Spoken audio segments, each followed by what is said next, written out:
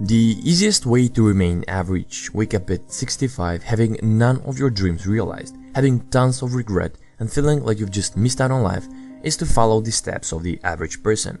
Wake up, watch the news or check your Facebook while you eat your breakfast. Bonus tip, make sure it's something unhealthy and will drain your energy. Then you get ready to go to work or school. And while you dress up, make sure to feel upset and angry, because you hate going to work and you also hate university. Then you mindlessly commute for around 30 minutes, followed by 8-hour-long hibernation at work. And before you know it, you've spent more than half of your day on autopilot. You get back home and you have absolutely no idea what to do for the rest of the day. You've spent your morning whining and complaining about your work, checking Facebook, and literally having no motivation or purpose whatsoever. You've done this in the past. I've done this in the past. I know, it sucks. Imagine this instead. You wake up and you actually feel grateful that you're allowed to live one more day. You decide that you will make this day more efficient than previous weeks or months combined. You read something uplifting and inspirational for 10 to 15 minutes, maybe watch a motivational video. You eat a healthy breakfast that will boost your energy and prepare you for the day ahead. You set your daily goals.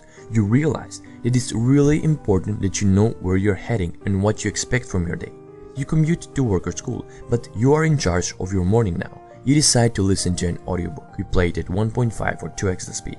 Congratulations, that little decision to listen for 30 minutes in the morning just made you read a book a week, 52 in a year. You get to work, but your morning routine made you realize that your days are limited. You decide to get the most out of your time while you're working. Suddenly, you are not that bored anymore. You found your job a little interesting and you want to outperform yourself from the past. You get back home and by now the snowball effect is just too powerful. You feel alive and present in the moment. All of that because you decided to start your morning where you're in control and not just reacting and mindlessly consuming whatever is available. Having a morning routine is one of the best things you can do to improve yourself and achieve your dreams and goals. I was in the first category in the past. I'm a software engineer working as a freelancer. So each morning I would have 2 or 3 different Skype messages, and the first thing I would do is I'll check the conversations with my clients. I would check my email. I even sometimes forget to have breakfast or even wash my face. I was reacting instead of taking charge of my morning. I had no plan for the day, no idea for the bigger picture or where I want to be in life. All this changed when I started reading books and when I created a morning routine for myself. My morning routine changed over time, but here are a few things that remain the same and are part of my current routine. First, I express gratitude for my day. Your days are numbered. They are like a gift, and you don't know when you'll stop receiving these free gifts. But for sure, one day that will happen. They'll stop.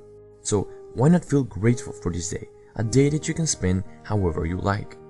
Next, after I fill my mind with gratitude and positive thoughts, I write down my goals and plan for the day.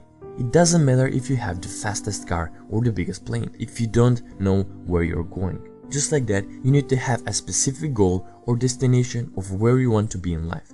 Otherwise, you will just wander around and get nowhere.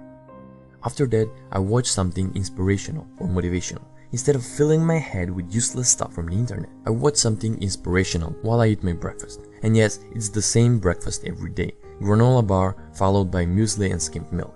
Someone will argue and say that you should change your breakfast, but this is what works for me. It is one less decision I have to make each morning. You can check my video about the paradox of choice and how it affects your life. And finally, I read for about an hour.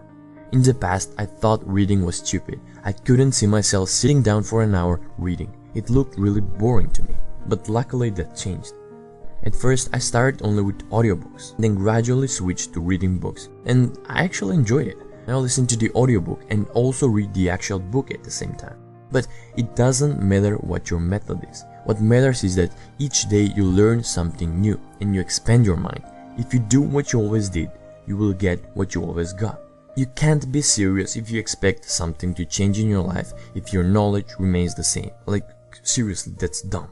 And after that, I usually jump in the most difficult task for the day.